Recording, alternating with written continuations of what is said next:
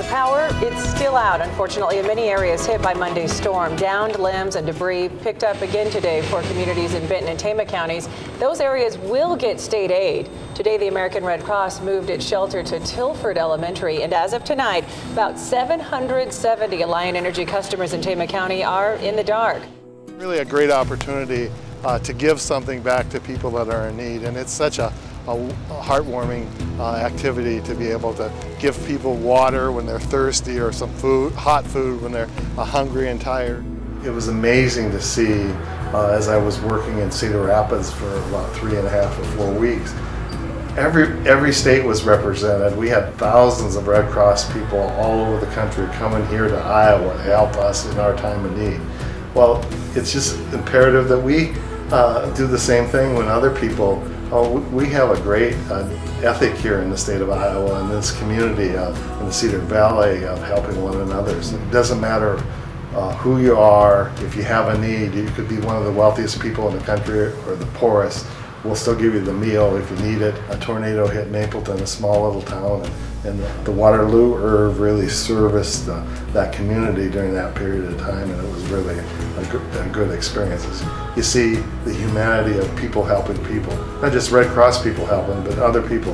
The night of the tornado in Parkersburg, we went over and set up a shelter in Appleton, and to see the young people, the high school students that were helping the elderly off those buses and taking care of them, and literally helping, talking to them and getting them coffee and making sure their medications were taken care of. It was just a marvelous thing. It lifts your own spirit a lot, and so I think that situation just hooked me with the Red Cross, and that's why I'm doing it today. You can't believe how many times you say, God bless you, or people have, when you give them something, how much appreciative, and really you're the recipient of their blessings, and it's just a really a fine experience. We're people living here in the community that care about other people in the community at their time. Who knows, we may need it ourselves someday, and so being able to share not only the resources that the donors give, but also the care and support that individuals need from one person to another is very critical.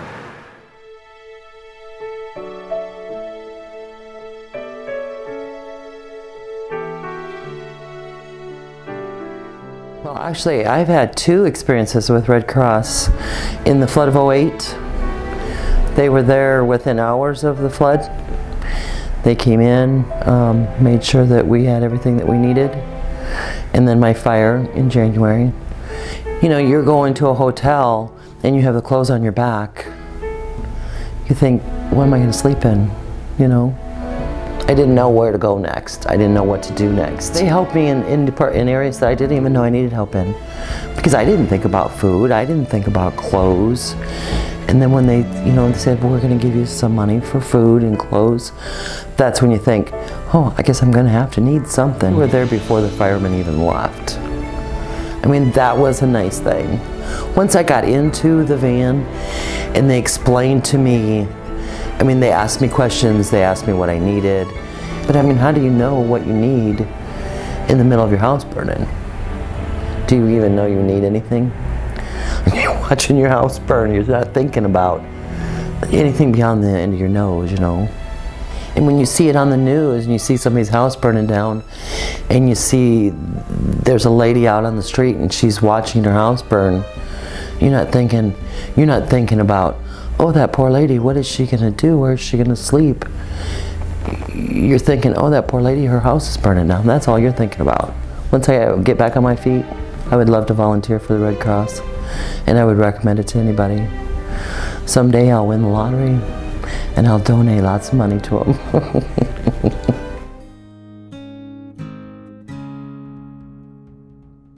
Flood watch is continuing. It's actually been extended. The Red Cross has opened a center for those displaced by flooding. Usually in Egypt we don't have floods because we have the dam. So it will be a new experience. I will get to know when I got there. I have been volunteering in Egypt, but here in the American Red Cross, it's more. I feel it's more effective. Before I volunteered at the American Red Cross, I really had homesickness and I don't have anything to do. I was lonely. I need to explore the American culture, to get to know a lot of people, practice my English. Then starting volunteering with Red Cross, I didn't imagine even I will have this opportunity to learn and to know a lot. It makes me feel alive. It gives me a sense of achievement. When you help people, somehow you feel you helped yourself.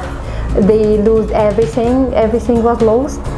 Their house, their car, their memories and everything. So, you know, you kind of feel your fortune and you're very good and you stop complaining about these stuff because you have seen the worst. Yes, it's about being busy, doing something that you feel you are achieving. I feel completely different before I volunteer and have this experience and after. Helping people, learning, it's great.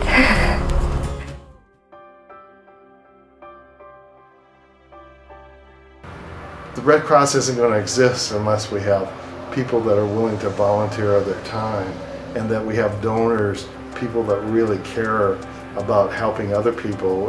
If we really put in, this is an opportunity to really put into action some of the things that we as Iowans believe that when people have need, we should be there to help. Please donate because really the American Red Cross here is very effective in helping people in disaster, and from my experience there I see how much people appreciate the shelter.